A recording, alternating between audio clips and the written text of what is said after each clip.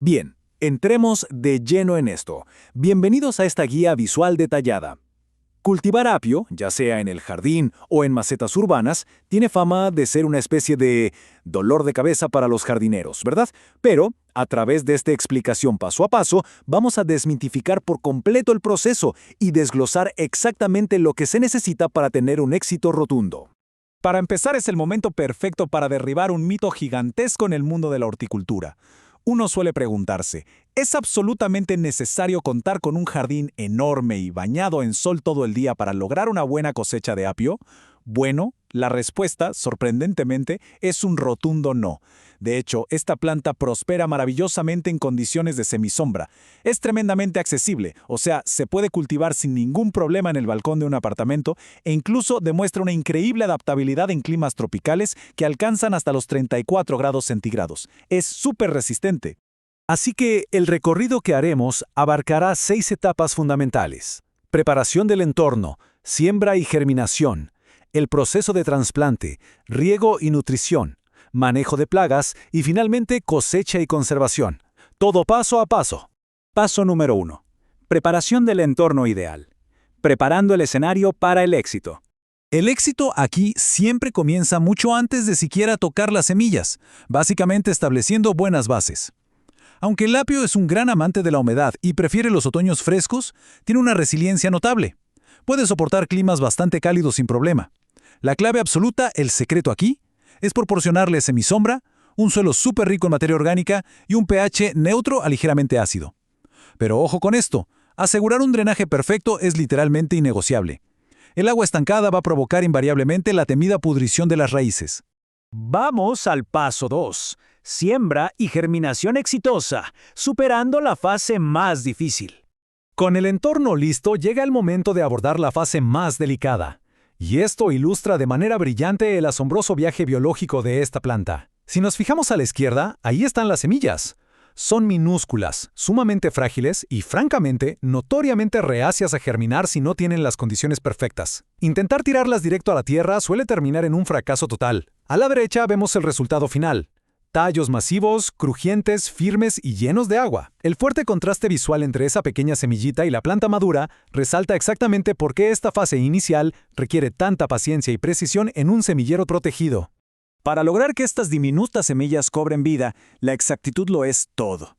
Manteniendo una temperatura ideal cercana a los 18 grados centígrados, lo primero es llenar una bandeja ancha con un sustrato ligero de muy alta calidad. Ahora, la regla inquebrantable aquí. Esparcir las semillas casi en la superficie. Estamos hablando de un máximo absoluto de medio centímetro de profundidad. El riego posterior tiene que hacerse exclusivamente con un atomizador.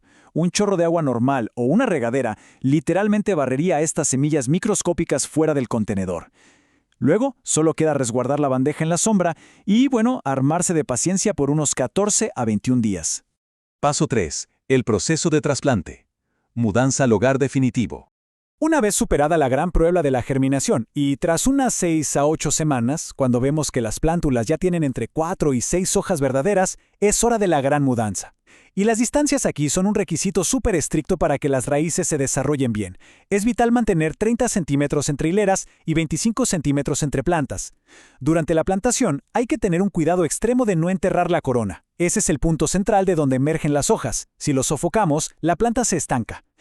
Y para quienes cultivan en ciudad, es obligatorio usar macetas de al menos 10 litros de capacidad. Menos que eso, simplemente no funcionará. Pasamos al paso 4. Riego y nutrición adecuada. Impulsando el crecimiento. Ya con la planta en su lugar, entramos en la fase de mantenimiento más activa. Hay que recordar que, sobre todo en macetas, los nutrientes se lavan rapidísimo con el agua. Y hablando de agua, la técnica que usemos marca una diferencia monumental. El suelo debe mantenerse húmedo de manera constante, pero sin llegar jamás al encharcamiento. El contraste es claro.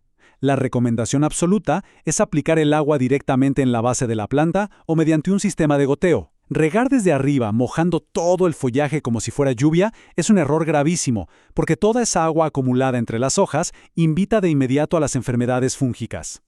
Entonces, el punto crucial es garantizar un buen suministro de energía para sustentar este crecimiento tan rápido. Alimentar la tierra con fertilizantes ricos en nitrógeno y fósforo, por lo menos 3 veces durante el ciclo, asegura un rendimiento superior y hojas súper vigorosas. Además, a medida que el apio gana altura y se vuelve pesado por toda el agua que retiene, es indispensable instalar un tutor, ya saben, una pequeña estaca de soporte físico para evitar que los tallos colapsen y se vengan abajo. Paso 5. Manejo de plagas comunes, protegiendo el cultivo.